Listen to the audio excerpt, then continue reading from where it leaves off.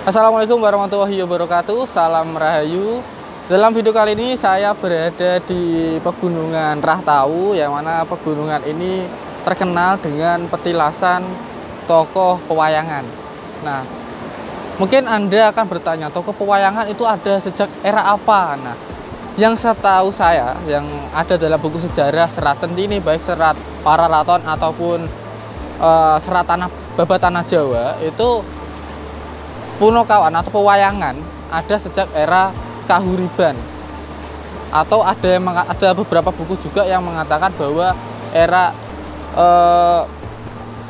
Kadewatan. Nah, era Kadewatan itu di atasnya lagi era Kahuriban. Jadi dibilang antara mulai abad 0 ke atas atau minus, misalnya 2000 tahun sebelum Masehi. Nah, jadi anunya itu adalah SM. Jadi bukan M lagi. Dari sini bisa dimengerti.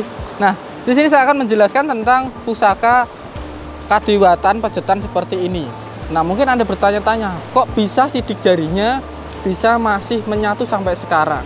Namun sebelum saya jelaskan lebih lanjut, Anda harus tahu proses dari bagaimana cara mendapatkan bahan-bahannya. Nah, proses dari mendapatkan bahan gini. Anggaplah saja ini kuningan, ini emas, ini perunggu.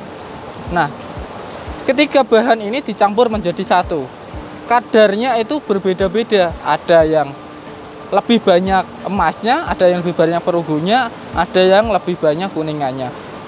Nah, di sini bisa Anda lihat bahwa terdapat bahan yang memang beda-beda. Tekstur warna seperti ini diciptakan karena faktor perunggu, sedangkan yang kuning-kuning ini adalah emas dan kemerah-merahan adalah faktor kuningan. Jadi beberapa bahan itu tiga bahan ini dilipat-lipat seperti ini. Seperti tanah liat yang empuk. Kok bisa bahan sekeras itu kok empuk? Nah, ada ritualnya, ada mantra-mantranya. Jadi tidak semata-mata langsung bisa didapatkan.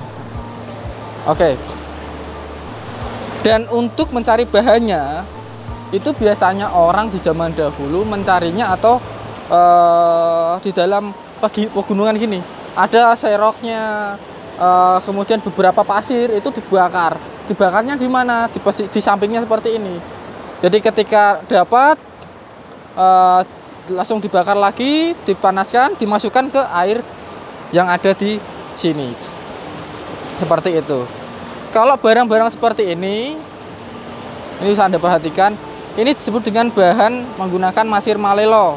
Masir malelo itu masir besi. Anda bisa lihat dalam beberapa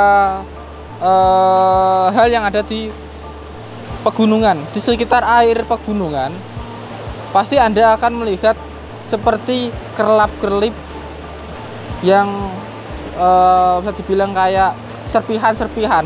Nah, itulah yang disebut masir besi. Proses pengambilannya sama seperti bahan-bahan seperti ini zaman dahulu. Jadi masih manual. Nah, kemudian mengapa orang zaman dahulu menciptakan benda begitu aneh dari bahan-bahan yang begitu langka? Nah, yang pertama, kekuatan dalam artian secara fisik itu lebih tahan yang menggunakan bahan-bahan campuran khusus. Beda dengan bahan-bahan yang hanya sekedar besi atau nikel saja. Itu perlu Anda ingat. Kemudian, kenapa harus ada bahan-bahan yang berharga? Untuk tujuannya adalah satu, selain senjata, kedua, pusaka, ketiga, investasi. Jadi beberapa hal ini, pertama yang diambil adalah kekuatan dalam arti secara fisik tidak syarat karena ada hal yang diinvestasikan, ada hal yang dipusakakan. Oleh karenanya generasi selanjutnya itu diberi kisah yang mana proses begitu sulit, ada ritual-ritualnya, dan kalaupun dimaharkan nanti pasti ada hal-hal yang memang secara khusus dari pihak keluarga diceritakan harus gini, harus gitu. Jadi gak semata-mata seperti kita memaharkan barang-barang biasa.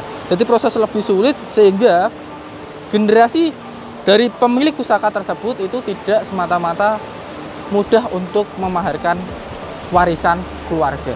Jadi dari sini bisa dimengerti betapa sulitnya orang zaman dahulu era kahuriban atau kadewatan menciptakan sebuah pusaka yang luar biasa dengan proses yang memang di era sekarang kita sulit untuk menjangkaunya.